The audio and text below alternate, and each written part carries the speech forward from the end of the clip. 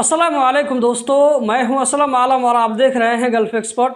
दोस्तों, इस वीडियो में आप लोगों के कुछ कमेंट का रिप्लाई देने वाला हूं, आप लोगों के कुछ सवालों का जवाब देने वाला हूं, तो वीडियो को लास्ट तक ज़रूर देखें। हो सकता है कि आपके मन में उठने वाले सवाल का जवाब भी आप लोगों को मिल जाए। अगर आप लोगों को अच्छी लगती है तो लाइक करके आगे ज़रूर शेयर करें। हम चलते हैं वीडियो की तरफ और लेते हैं आज का पहला सवाल। आज के पहले सवाल में आप में से किसी भाई ने पूछा है, भाई मेरे पास एनओसी पेपर है कंपनी का, लेकिन कंप्यूटर कार्ड नहीं दे रही है कंपनी।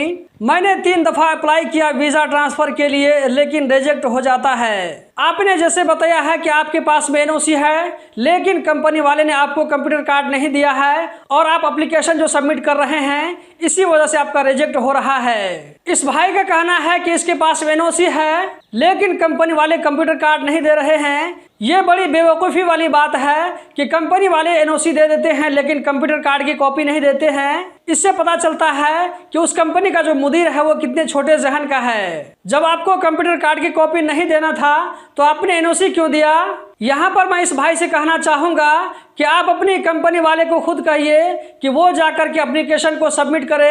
इस तरह कंप्यूटर कार्ड आपके हाथ में नहीं आएगा, क्योंकि वो लोग कंप्यूटर कार्ड इस डर से नहीं दे रहे हैं कि कहीं आप एक कॉपी करके अपने पास में न रख लें। अगर कंपनी वाले किसी भी तरीके से नहीं मानते हैं तो आपके पास में लास्ट सोल्यूशन बचता है कि आप लेबर मिनिस्ट्री में जाकर कंप्लेंट करें, या ये कि आप चेंज का इरादा दिल से निकाल दें। दोस्तों, अगला जो कमेंट है वो कोई सवाल नहीं है, बल्कि एक इन्फॉर्मेशन है। मैं आप लोगों को बाखबर करने के लिए कमेंट शेयर कर रहा हूँ। यहाँ पर आप देख सकते हैं, इस भाई ने लिखा है, आप चाहें तो इस कमेंट को खुद भी पढ़ सकते हैं। इन्होंने लिखा है कि ये भाई जुमा के दिन अलतिया घूमने के लिए गए थे, वहाँ पर हर एक आदमी का आईडी चेक किया जा रहा था, यहाँ तक कि दुकान के अंदर में घुस करके सबका आईडी चेक किया जा रहा था। अभी कतर में सख्त चेकिंग चल रही है। इस भाई का कहना है कि उसका एक दिन में 4 बार आईडी चेक किया गया।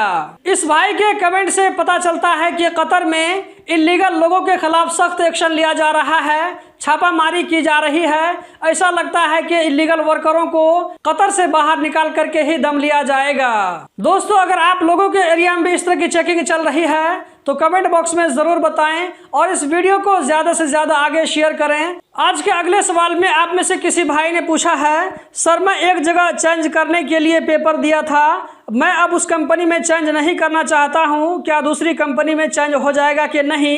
एक मैसेज आ गया है। सबसे पहले मैं कमेंट करने वाले भाई से और इस तरह की जिन लोगों की सोच होती है, ऐसे लोगों से कहना चाहूँगा कि आप कहीं पर भी चेंज करने के लिए अप्लाई करते हैं तो सोच समझ करके करें, ताकि आप लोगों को दोबारा वहां से तीसरी जगह जाने की जरूरत न पड़े। कतर गवर्नमेंट ने वर्करों को चेंज करने की सहूलत दी है। इसका मतलब ये नहीं हुआ कि आज आप दूसरी कंपनी में चेंज करते हैं, कल तीसरी कंपनी में चेंज करेंगे।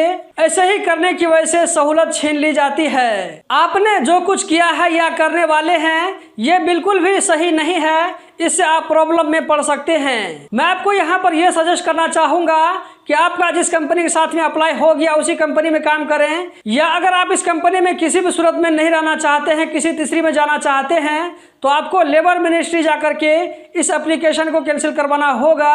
फिर उसके बाद किसी आप तीसरी कंपनी में चेंज करने के लिए अप्लाई कर सकते हैं। आज के लास्ट सवाल में आप में से किसी भाई ने पूछा है, यहाँ पर आप स्क्रीन पर देख सकते हैं, भाई कैंसिल लगाने के बाद बगैर अपना देश जाए हुए किसी दूसरे मुल्क हम जा सकते हैं या नहीं जा सकते हैं? इस भाई के पूछने का मकसद यह है कि मान लीजिए आपका कतर में आपका इकामा कैंसिल हो जाता है, तो आप कतर से एग्जिट करके आप अपना मुल्क न जाकर के किसी दूसरे तीसरे मुल्क में जा सकते हैं या नहीं जा सकते हैं? तो इसका जवाब यह है कि अगर आपके पास में उस मुल्क का वीज़ा है, उस कंट्री का वीज़ा पूरी तरीके से निकल गया है, आपको अपने मुल्क जाने की जरूरत नहीं पड़ेगी किसी भी डॉक्यूमेंट में सिग्नेचर करने के लिए।